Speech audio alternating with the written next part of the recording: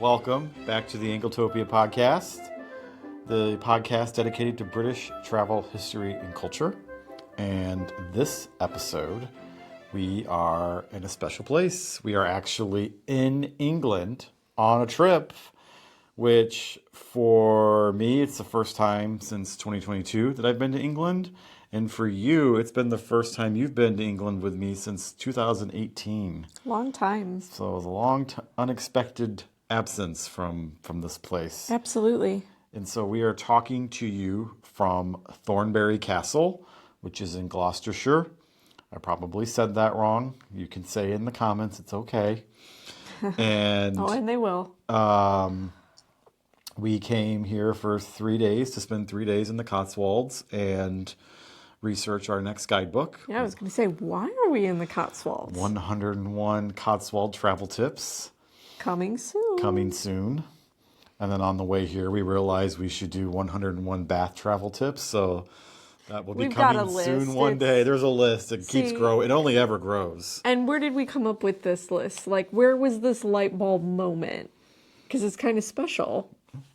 We were sitting in Leicester Square. Oh, that's right. Yeah, we were. So that's the first part of the trip. So this is the second part of our trip. So I thought it would be fun to tell you about our trip so far, and tell you what we're doing with the rest of it, and then we will go from there. So in the schedule of these going out, this will come out after the podcast about Thornbury Castle. So we don't necessarily need to spend a lot of time talking about Thornbury Castle. I will just to give quick background. It's right outside of Bristol, not far from the Severn River. River Severn. Or is the Wye River? It's the River Severn. Severn. It sounds like seven when they say it. We're near a body. You're the expert. We're near a body of water in Wales. We're near a body of water. And Wales is across from it. Oh man, you are getting so many letters. But this was a strategic location. Yes. And which is why there is a castle here. And it although we talk about all the history in the previous episode, so we won't review it. But basically, this ended up in the ownership of Henry VIII, and him and Anne Boleyn stayed in this castle at one point. So if you're listening and not watching, John keeps clapping his hands. And if you're watching, this has got to be really funny because I keep pushing his hands down. Like, I'm going to tape your hands to your legs. So we're normally, if you're listening as well, we're normally sitting at a table. But this evening, because we're at the castle, we're staying in the absolutely stunning, who is it? Elizabeth of York suite. Yes. Absolutely.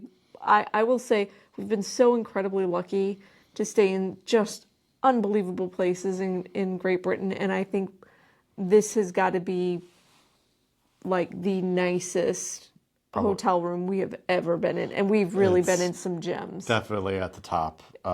Spectacular. But normally we're in the library at Anglotopia Towers in Indiana when we record these. So you're at a desk and you're like, you know what to do with your hands. So it's nice to be here in an actual hotel in England. Yeah, and we, not to break with tradition, we still have our cups of tea. So we don't have a pot of tea today. Which is Newbie English breakfast tea. It must be what they serve at breakfast because it's pretty good. And I have Earl Grey. So I apologize if you can hear us sipping, if you're listening. It's part of the charm. Okay, we'll go with that.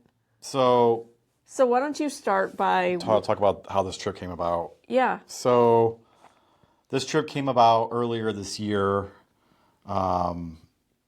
I've always wanted to attend the International Churchill Conference. And for those who don't know what that is, it's a yearly conference run by the International Churchill Society, which is like the umbrella organization of all the Churchill societies in the world. And their purpose is to foster the legacy of Winston Churchill in the modern world. They run a great website at winstonchurchill.org that dispels myths, that publishes latest news about Churchill research, and they publish books. And really protects and guides Churchill's legacy. The Churchill family are on the board of directors of this, and they kind of help protect Churchill's legacy. And did we meet Churchills? We did meet Churchills. Lovely people. Spoilers. really lovely people. And so we were sitting at lunch earlier this year, and I was going through Our Finest Hour, which is the Churchill Society's quarterly magazine, and they had the ad for the conference in London, and I was like, I really want to go to this. And my wonderful, lovely wife said, all right, then go. Yeah, I mean, it made sense. It just made sense. And while we don't want to give away the farm here, there's a lot I am planning in the business and in my writing about Churchill that all will be revealed at a later date.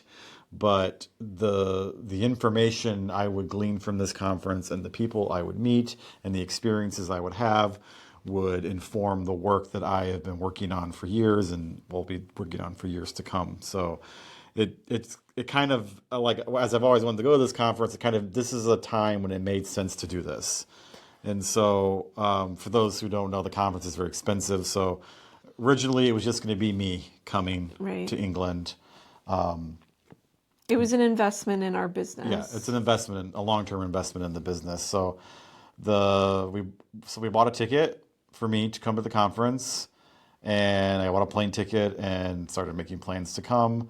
But as the summer progressed, it became increasingly clear that I needed support from my lovely public relations professional wife, who, for those who don't know me personally, I'm a very shy and reserved person. You're an introvert. I'm an introvert, and you put me in a room full of people, I'm just going to stand there and not talk and be quiet and stay out of the way.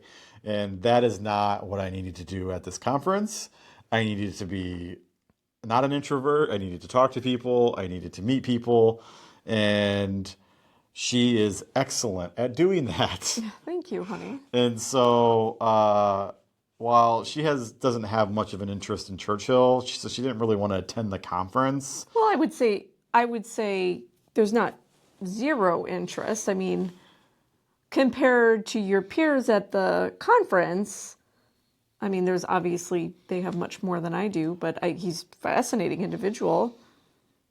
So, but you didn't necessarily want to attend the whole conference. No, and there were a couple of reasons for that. I just, yeah. And so we reached out to the ICS to ask if there was a way she could attend the social events in the evening. So during the conference, there's events during the day, which are the academic and historian part of the conference. And then the evenings, there's these cocktail receptions and stuff, and then a gala dinner at the end that are kind of the coup de grace of the whole event.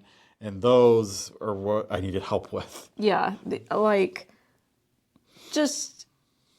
I feel like learning how to network in a room, to meet interesting people, and it's not just networking and meeting people, it's having meaningful conversations and starting a meaningful connection, right? That is mutually beneficial for all involved is so important. And just knowing literally physically the rooms that you would be in. I mean, because some of the places that we were treated to were just, I'm literally speachless, and words are my job, but we'll get to those. Yeah. So I agree. I think it made sense. And so they were able to sell us a pass for her to come to the evening events and to attend with me, so that she could help me work the room and meet people and talk to people, because I hate it. No, you don't hate it. You're just very shy. It's very difficult for you. It's not my strong suit. Once we make a connection for you, right, and there's common ground, then you do fine. And it really helped that I actually knew some people who were in these rooms already, because I'm heavily involved in the Churchill chapter of the International Churchill Society. We have a book club. It meets every few months. Chicago. We do events with the consulate, and so like there's people there to kind of help me also navigate through them as well. Okay, so enough about why I came and all that. So let's dive in. So then it became a trip where we're coming finally together to England first time since 2018. So I was thrilled because I miss traveling here with her. It's amazing, and I would miss her terribly anyway. And well, we make good travel buddies. I decided quite a few years ago, in 2018, when I went to a writer's retreat and spent a week in the Lake District without her, I pretty much decided that I'm kind of done traveling without her because we've been together for almost 22 years now, and it's annoying when we haven't done something together because then we have to explain it all the time. I agree, but people don't want to hear about this. People want to hear about our trip. They like us, but, well, hopefully. I think people are tuned in to listen to our trip. And so, so we had to plan a trip together. And so, the first part of the trip would be in London, where the conference was happening. And thanks to my gracious parents who were watching our children, they were able to give us a few extra days to do something, to do some research. Really much needed research that is just... We need new pictures and places and content for the website and for social media and to bring to all of you. And to bring to all of you because we're just gosh. We're out of stuff to share. And we really have picked up some absolute gems. Yeah, I cannot wait. The stuff we shared so far on our social media is just the tip of the iceberg of what's coming over the next few months. Agreed. So our London trip is, like I said, neither of us has been to London since 2018.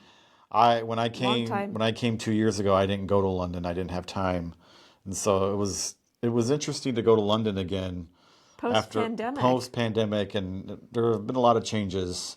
But I guess we should start with our flight over. So a few months ago we did a podcast on transatlantic travel, so it was time to apply all that advice we gave ourselves. Well, and readers and watchers and listeners really gave some just phenomenal tips, things that we hadn't thought of, and thank you for everyone who commented. Comments. Yeah. And so we left Chicago Tuesday night on an overnight flight. We were delayed, which was irritating, but no big deal. We got here in the end. Yeah, we weren't catching a connection or anything, so. No. And we talked last time or a few times ago about renting the hotel for the night we left Chicago and telling the hotel about it. So we did that for the first time. Ever. Which is a little painful. Like if you're very frugal like me, I'm like, oh, I'm not staying in it that night. Oh, but now having done it, worth every penny. Yeah, so when we made the reservation, we added that extra night for the night we left Chicago, and we called the hotel and told them that we were doing that. And so they were waiting for us, and they knew we weren't no-shows. And that was the key to beating jet lag. It really was. And like night and day. We slept on the plane, but both of us slept pretty poorly. Yeah. And so we stayed at Hazlitt's. We should say a little about Hazlitt's probably. In Soho Square, or just off of Soho Square. Which is in Soho, and it's the only hotel we've stayed in for probably the last 10 years. And it's a beautiful old Georgian terraced buildings in Soho. And we discovered it from watching Anthony Bourdain because it was his favorite hotel. Years and years and years, like before he hit peak fame. Yeah. And it's his favorite hotel. Unfortunately was. And he said that it was like staying in your crazy uncle's house in London. And that's very true. Every room is different. There is not a single right angle in the building because it's so all old. higgledy-piggledy. Yeah, and it's charming. It has so much charm. There are shelves with books if you want to read a book. Like yesterday when I checked out, there was a lady who was giving a tour to somebody checking in. She's like, oh, if you see a book on the bookcase, chances are the author who wrote the book left it here for us. Most of our copies are signed. And I was like, oh, I didn't even know that. Like, they've got a couple of, in the U.S. we'd say, living rooms. Sitting rooms that you can, we've brought guests back to the hotel for meetings and that kind of thing. It's just very comfortable. It feels it doesn't feel like a hotel. It feels a little bit like a townhouse. And it's really nice in that regard. And the staff are always very helpful and accommodating. Incredibly attentive. Very professional. And The rooms are quiet because Soho can be very noisy. 4-poster beds. 4-poster beds. Not in all of them, but And it's a mid-range in price. It's not. There's like a mix of antiques, Yeah. and it's really beautiful. It's a lovely hotel. It's a little hard to get to for taxis because all the roads are one way. It's exceptionally hard to get. Every cab driver will complain to you that this is difficult to get to, and the traffic on the way from like Oxford Street and Piccadilly can be really bad. So that's an understatement. but it's worth staying in. We like it. We can definitely recommend it. So we stayed there for 5 nights, which I think is our longest stay. And so we arrived on Wednesday morning. Our flight was late, so as a consequence, we were late to the hotel. But because we had booked the night before, our room was ready, and we got right into our room, and we were able to de-travel all the grossness from travel. I always need like a shower when I get into the room. I always feel so gross. Well, that's the thing about Hazlitt is there's these big, giant cast iron bathtubs. Claw feet. Oh, love letter. They're amazing. Well, not in all the rooms. Not in all the rooms. We had to specifically request a bathtub. And so we did that, and we took a nap, and then we were like, our thing is you only take like a 30-minute to an hour nap, no longer than more. That. You don't want to get groggy. If you get groggy, then the whole rest of the day is I took a bath, and while I had the bath, you went out and got a cheeky Nando's down the street. Oh, yeah. I was really hungry. It was past breakfast. We missed breakfast. So we kind of swapped, and then I ordered room service because there was no way I was leaving that room.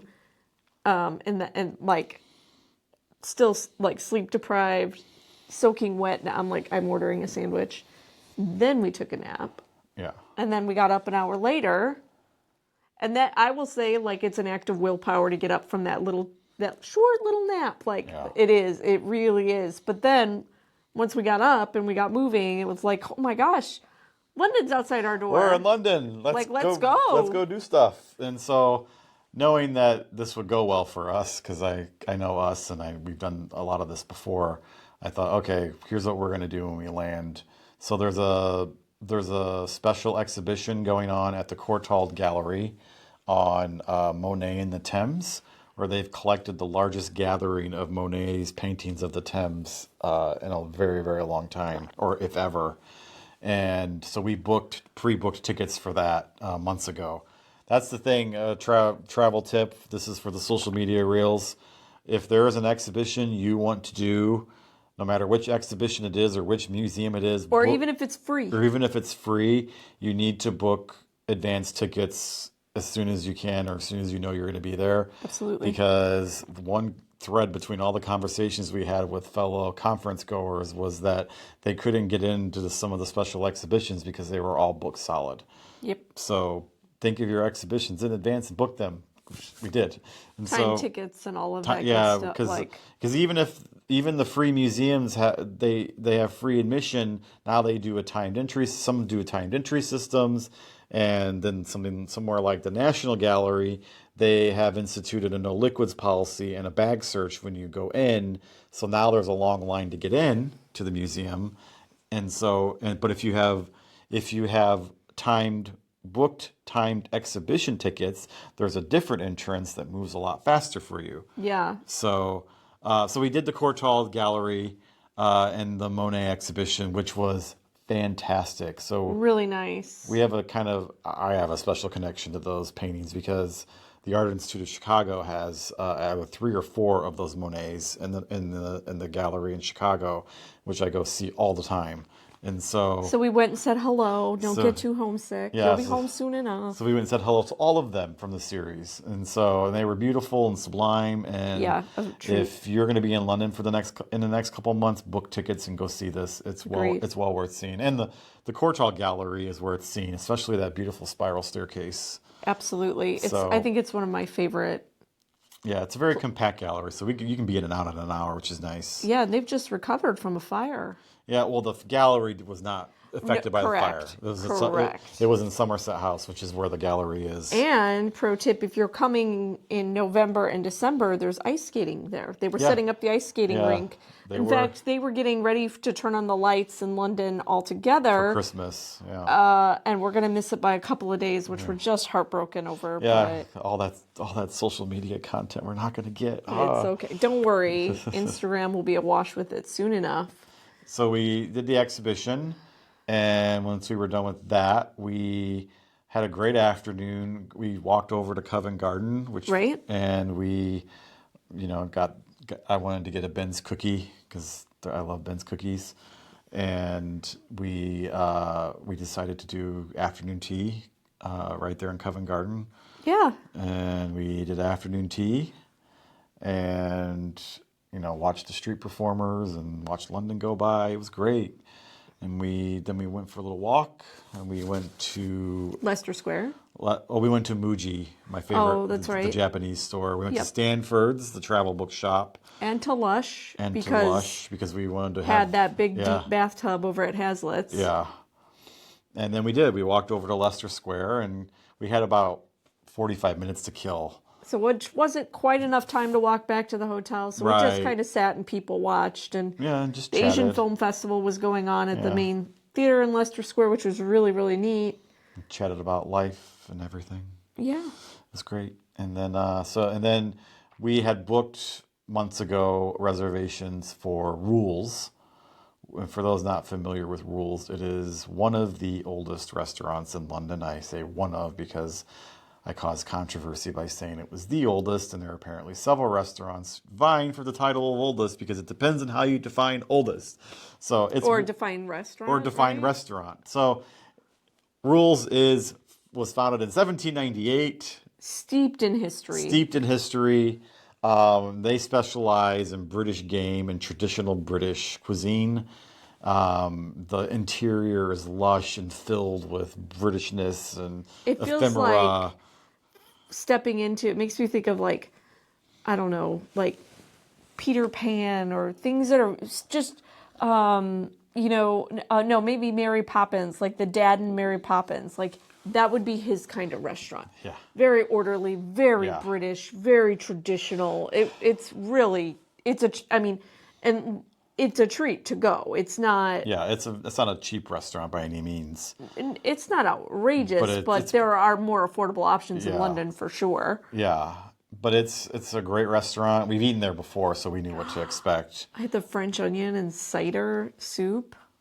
Or it was onion and cider soup, so I shouldn't say it was French onion. Yeah, it was onion and cider soup. I had it too. It was out of this world good. I mean, yum. And so we had a lovely dinner there, a lovely slow dinner. Rules was very busy, but it's not too loud in there, which is nice. Yeah, that's something I've noticed here in general. Other than we had a pub lunch yesterday out in the countryside. It's pretty loud. It was loud in there, but there were a lot of families, and it was the middle of the afternoon. But generally, where we've had dinner, it's been quiet. Yeah, it's the chatter is at a in the U.S., it seems like you go out to dinner now, and maybe we're just getting older. I don't know. It's just a roar. In fact, some of our most favorite places back in the Chicagoland area, we've just kind of stopped going because it's so loud that it's unpleasant. And it's the type of restaurant where it shouldn't be that loud.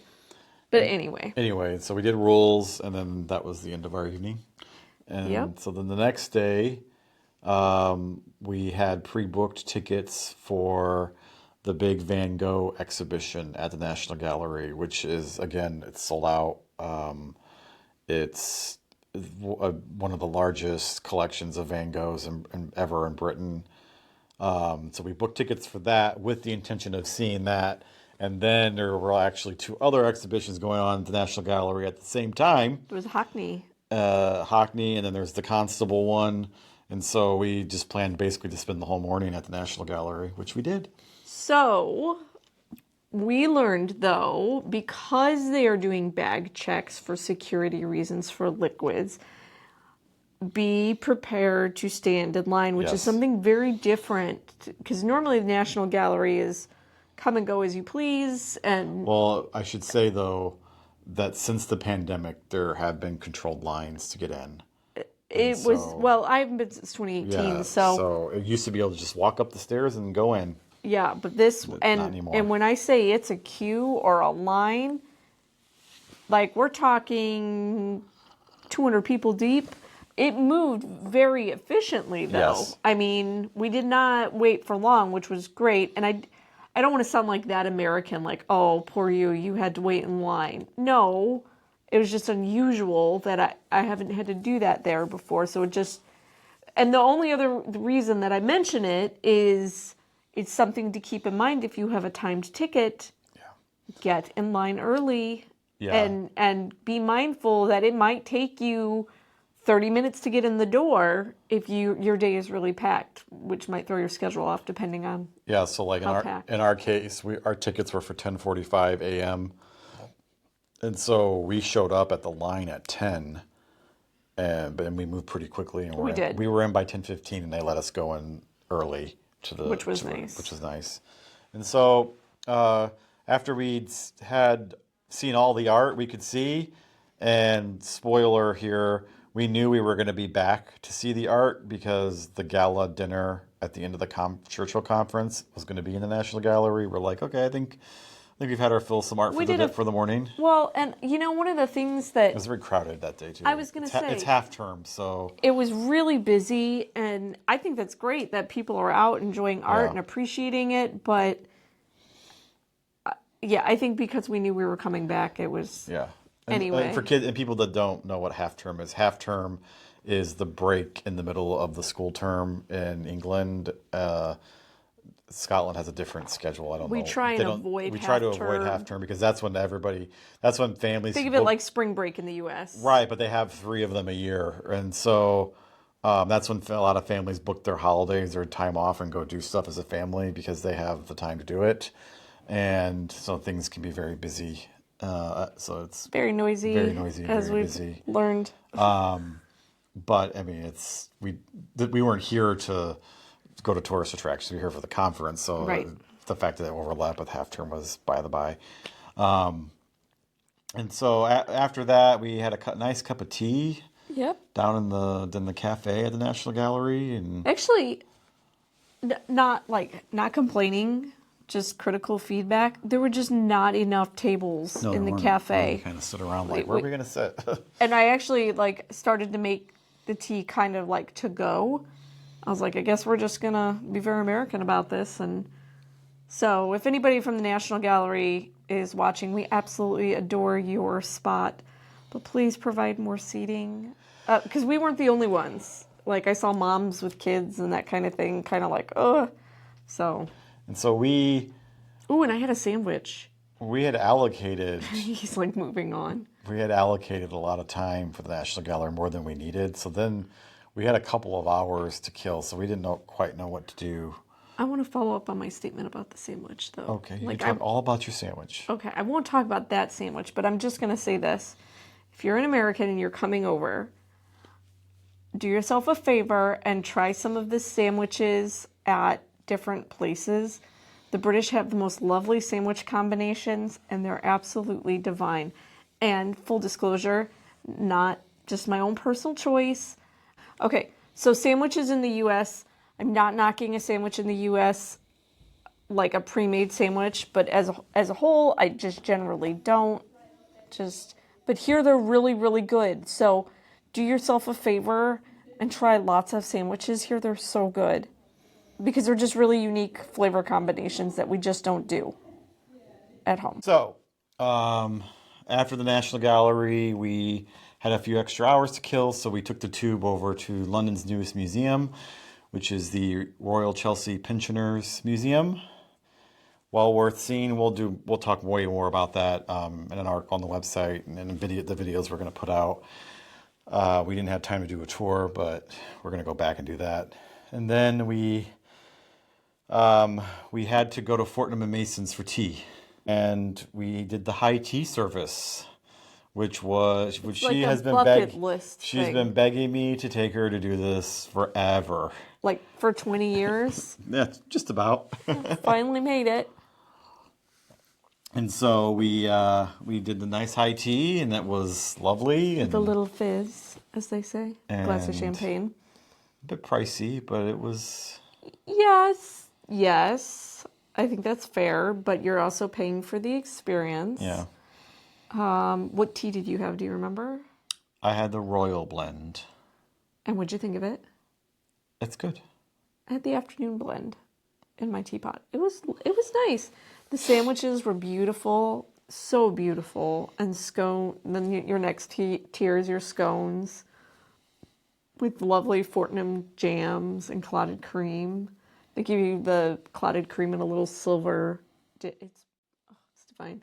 But honestly, by the time we did our finger sandwiches and our scones, I'm almost embarrassed to admit we barely touched the sweets on the top tray, and they were beautiful, like patisserie, like French patisserie level, like beautiful. And we were just looking at the sweets like, are you going to eat those?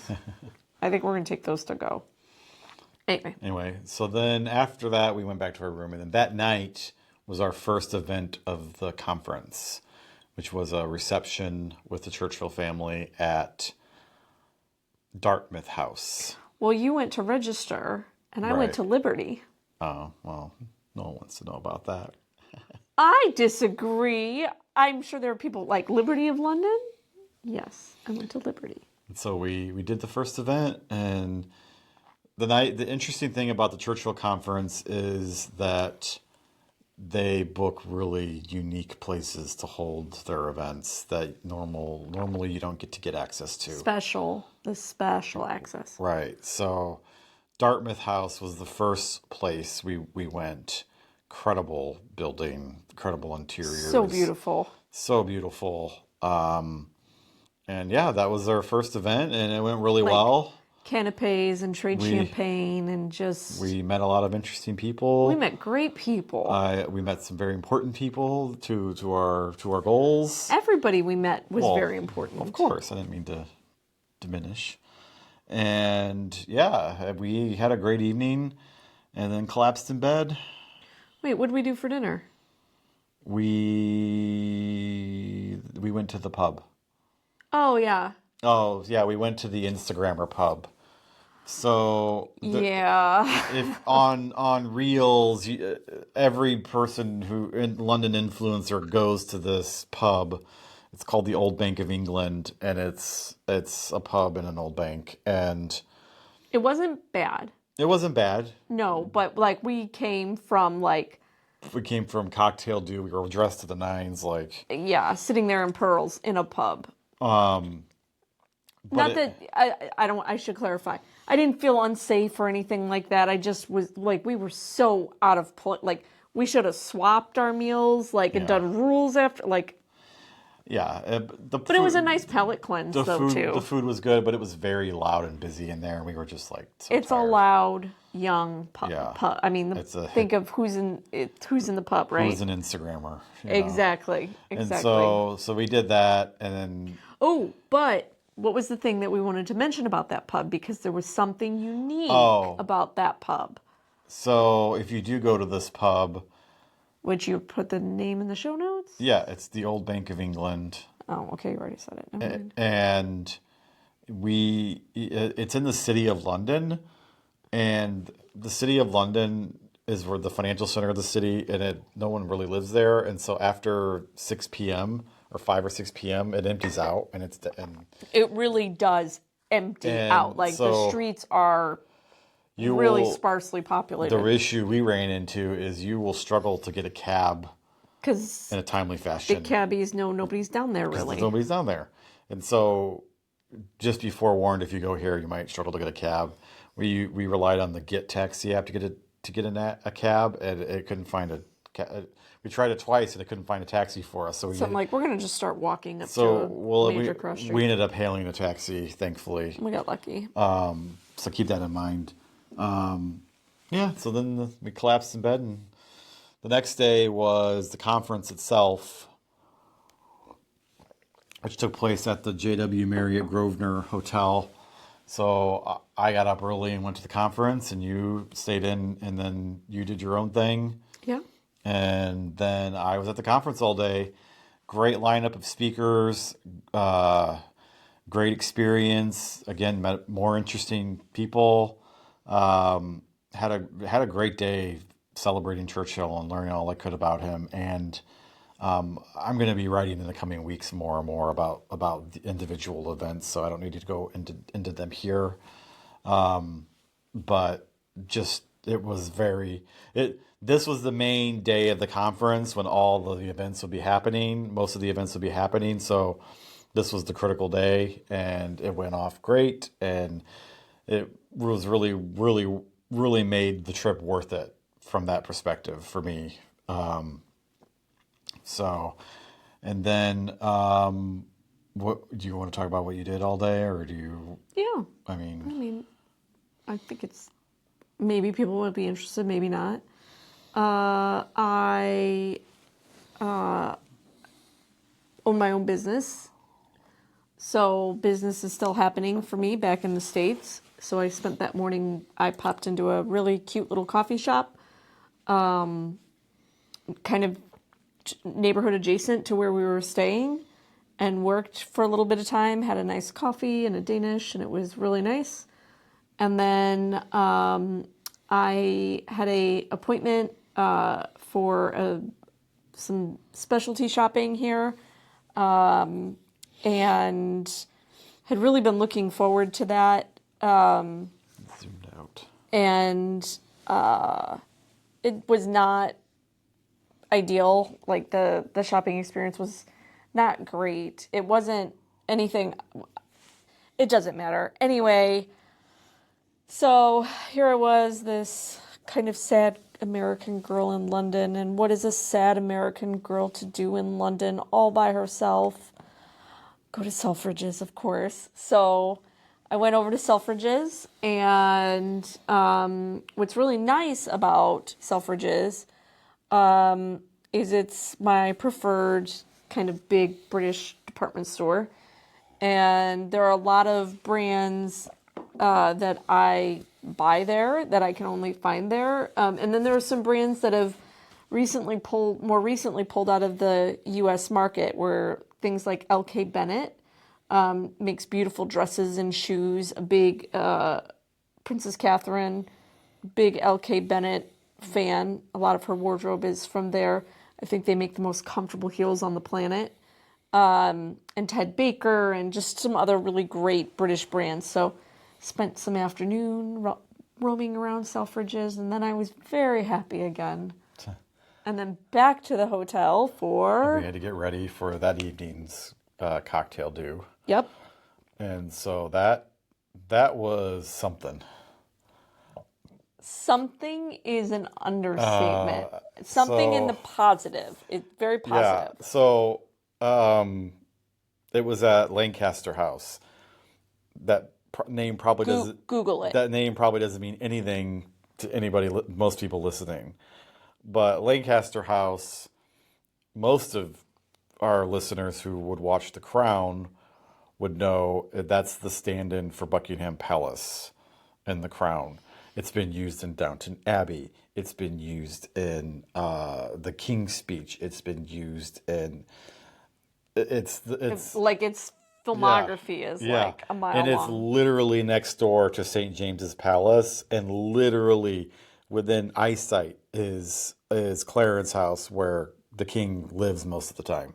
Who's not there? He was in Samoa, but it feels like walking into a palace. Yeah. Like we both kind of walked in through the main atrium and quietly whispered expletives to each other, like, "What the? Whoa!" Yeah, and so this house is owned by the British government now, or the Crown Estate, or whoever, and it's only the only way really to get into it is by invitation, or when they do special tours, or if you have an event there. It's really something to be able to be there. It was a true privilege just to be able to go into this building, and the conference had the run of the whole building. Yeah, so all the rooms that are open to the public were open. We were encouraged to walk through, take pictures, which can't wait to share those. Yeah, all the rooms are open, and as this is basically a grand London house, it's basically an art gallery. So There was incredible art on the walls, like Unbelievable. the famous Romney portrait of George III that you have probably seen ad nauseum is just hanging on the wall. You know, there's a John Constable just hanging on the wall. And yeah, it was, and so these rooms are opulent beyond belief, like with the interior design And there's so much history there. so much history, and like we kept forgetting that we were there to work the room. We're like, Well, you did. You did. That's why you brought me. Yeah. And you shouldn't, like, not work the room. You were there to meet people Right. and to make connections and that kind of thing. So, like, and to make meaningful connections with folks. but it's okay because a lot of the other people were in awe of the room as well. That's true. Most people were like, can you believe this? Because they don't, the conference location changes every year, so like they hadn't done this before. Yeah, it was absolutely spectacular. Because last year the conference was in Edinburgh. Before that, I think they said Kansas City. Next year it's going to be Washington D.C. So like pretty much most of the people in this room had never been in these rooms before. So everybody was in awe. Canapes and champagne. Yeah. And so gorgeous, just gorgeous. So that event was amazing, incredible. Yeah. I mean, once in a lifetime opportunity. Absolutely, yes. We will have an article about Lancaster House. We will share. We've already shared some of the pictures, but we haven't scratched the surface of what we can share. Yeah. So there will be more coming of this special And it wasn't, place. I think what was incredible about that evening too is that it wasn't just us. We weren't just, like, if you could be starstruck for a place, it wasn't just us. It was the majority of the people that we met or that we had met and caught back up with were like, can you believe this? I cannot believe we're in here. So that was the next. So we went back and went to bed. We went to dinner. We met really good friends for dinner at the Woolsey. We met our good friends for dinner. That had to happen. Thankfully, they were able to fit us into our busy schedule. It's so nice to catch up with friends. They came into London, and the restaurant was great too. It was very loud, but the interior, like. Again, we went from awe-inspiring space to awe-inspiring space. Like consistently on this trip, which was just been... London's architecture did not disappoint on this trip. No. And so we had a great dinner with our friends. It was so good to see them. I saw them 2 years ago, but she hadn't seen them since 2018, so it was great to catch up. It was, and so hi, Jane and Simon. Their family has grown in that time, and just so much catching up to do. And so that was great. So then Saturday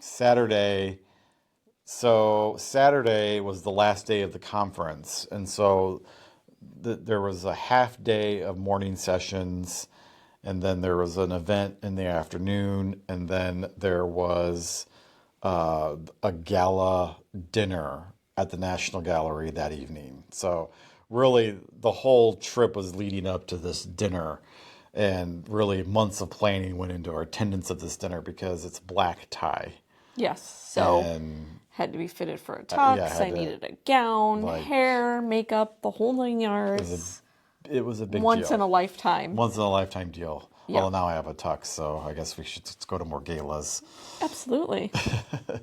And so I went to the morning sessions, which were at RUSI, which is I mess this up every time. It's the Royal United Services Institute. I think that's right. Yes, I got it right. Which is the oldest defense policy think tank in the world. It goes back hundreds of years.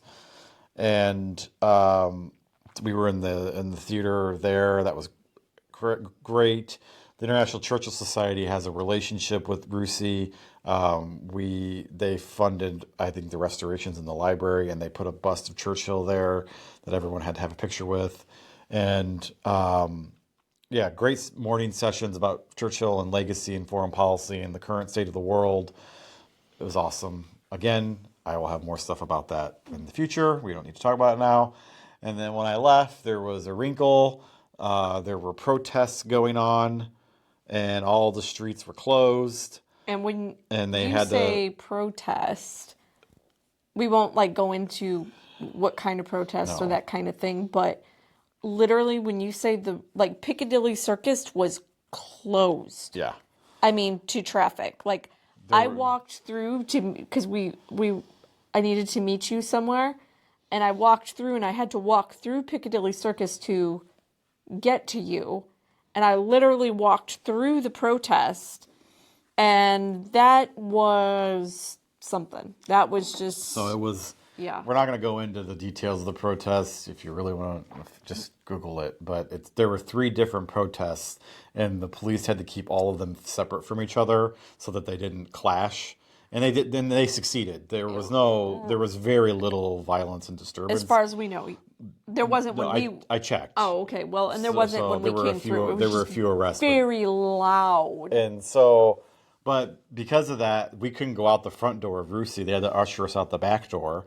And most of the conference goers, they were being moved around London by coach. I wasn't going back where they were going, so I took the tube, and so we went to Hatchard's. But it was so bizarre because Piccadilly was closed. It was like for the protest. But it was like a buffer zone.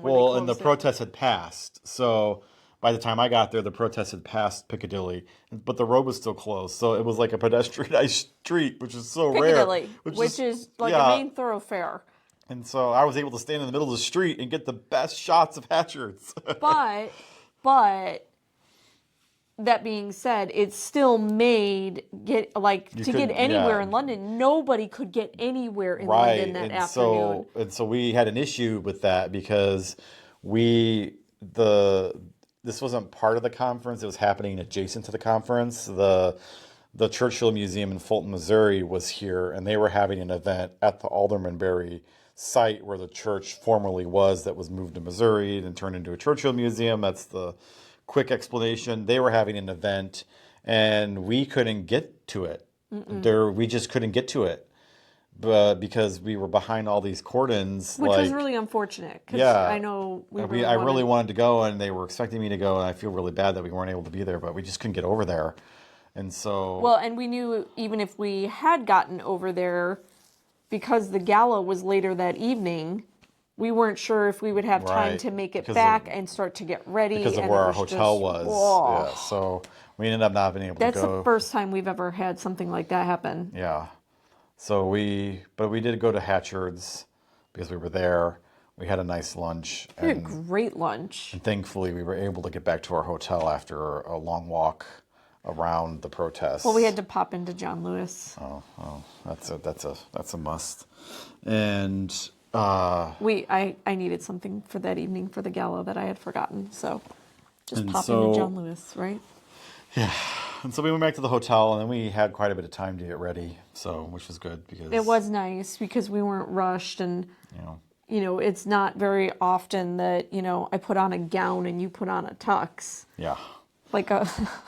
And hair and makeup and all, like the ladies and the gents who I guess take extra care in their appearance will know that to really do that takes time, and when you're rushing, that is just the worst. So it was really nice that we had some time, and so then we had the most incredible experience, top 10 experiences we've been together, I would say, if not top. I'd say take kids off of having the list, take our wedding day off of having the list. The eclipse off the list. The eclipse, really? That's the top experience. Okay, well, I would say this is probably the top experience of... Yeah, I mean, I'm going to have to be careful not to use expletives to explain how great this was.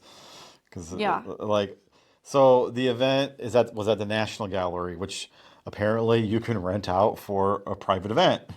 It's not so easy. Yeah, if you're ready to. The conversation was. Yeah. That there was a lot of hard work and negotiation that went into that. The woman who ran this conference is an amazing woman. I don't think we should name her on the podcast. No, because we haven't asked for permission. But she Spectacular. is a force of nature in a good way. Yes. She massive respect. She's a fellow Chicagoan, so we got you, girl. Yeah. She planned all this from Chicago, and so she got them to agree to rent the National Gallery, and they literally closed the museum, turned it over into event space. Into an event space, but several event spaces. Yes. So they had a space for the drinky do, where they had a bar, they served drinks. Like in the art gallery. in the galleries. So we were like, the night before, we were like, okay, well, what entrance do we come in? And she's like, the front door. We were just like, huh? I'm sorry, the front door of the National Gallery? Yeah. And so we come in through the front door, and there are candles lined up, battery-operated candles, because it's National Gallery, like, and a string quartet, and the lighting was just... I mean, to say that it looked like something out of a movie almost does a disservice to the setting. Yeah. I mean, it was just... we walked in with, members of the Churchill family, and we're not sharing this to brag. No. We're sharing because what an incredible experience this was. Once in a lifetime. And we walked in, and so you come up the stairs, and everybody gets their picture taken and that kind of thing. And then we walk in, and they have literally cleared... I mean, the museum was closed completely. And you walk in, and there are trays of champagne, and they set up this bar where the Turners were. So the bar sits in the middle. Room, the Dame Myra Hess foyer. Yes, right, Chicago Connection, right? And they've got this beautiful gold tree in the middle of the bar that's like uplit and shimmering. And of course they're serving Paul Roget, right? Churchill's favorite. And they're like gold-rimmed crystal champagne glasses. It's like one of these moments where you're like, is this real? Is this real? Am I dreaming? Am I going to wake up? Yeah. And so we could walk around in designated spaces, which were very generous designated spaces. Yeah, I mean, we had run of the major galleries at the National Gallery. With a glass of champagne as canapes came around, and everybody else was in their finery. It was just absolutely... I'm almost lost for words. Yeah, I mean, we got to just sit and look at the Fighting Temeraire and sit and look at the Constable. While sipping champagne. Sit and look at the Abraham Wright Darby print and the Impressionist Gallery. Which we could not take champagne in, which was absolutely fine. But it was... And we had a good, hour and a half to 2 hours to do this. No, I don't think it was quite that long. It was generous, so it was probably an hour. I think it felt longer because you were really hungry. And we were just walking around, and you're also talking to the other people attending the other guests at the conference, and we're all just walking around in awe, like, oh my God. And not only that, not only is the space naturally beautiful anyway, but the way that it was decorated with the lighting, I mean, again, well done to all the powers that be that orchestrated that event. It was dramatic and unbelievably beautiful. Yeah, and it was amazing.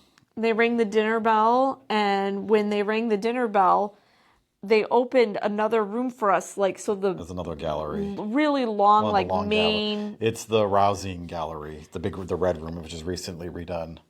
And they opened this room, and here is all of these tables set for dinner, with the most beautiful centerpieces set with, again, crystal and china, and just like one of those moments where, we've been very fortunate to be able to do some really incredible things together professionally and then on my own professionally. And this was, I've never done anything like this. It was absolutely spectacular from start to finish. Yeah, I'm still searching for the words to summarize the experience, but it was just amazing.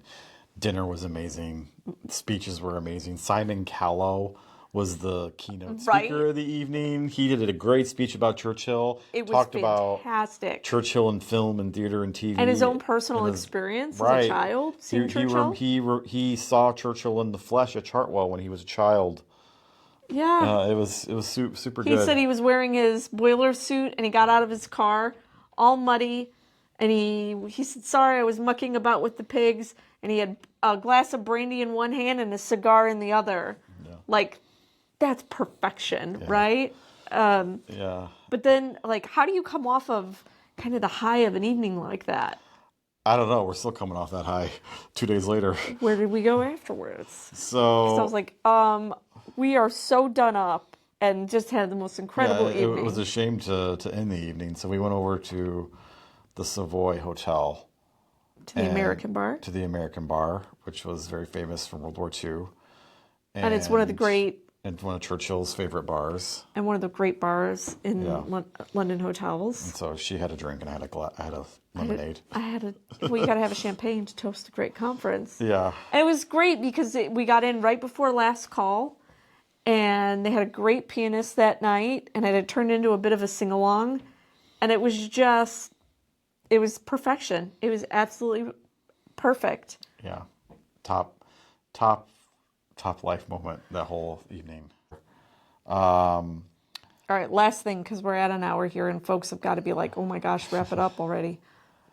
What was your favorite experience from the trip other than the gala dinner at the National Gallery? Really? Favorite experience. Okay, I'm going to be completely that person. Shopping for L.K. Bennett at Selfridges. I know that people are like, really, Jackie? No, seriously. You save for a long time to be able to go to do that. So. Well, and because I can't, at least in Chicago, as far as I know, you can't buy the brand. You can buy it online, but anybody who has ever bought a heel will tell you, or invested in a quality heel will tell you, no two heels are made the same. You have to try them on. So that was just my favorite experience as the shop girl, or I shouldn't say shop girl because I don't want it to sound disrespectful, as the sales associate helped me, and there were other women who were shopping for LK Bennett, and we were all talking about the latest and the greatest, and it was really nice. I would say my favorite experience, and you're going to roll your eyes. Are you going to say, oh, can I guess? I'm going to guess. It's the tube. Yes! Woo! Yes. So I got to ride the tube, which people are going to be like, what? You got to ride a train? Look, I love the tube. I know you do. I have a romance for the tube. Yes, you do. And I've even written a book about the tube, which link in the show notes. And I haven't ridden the tube in 8 years.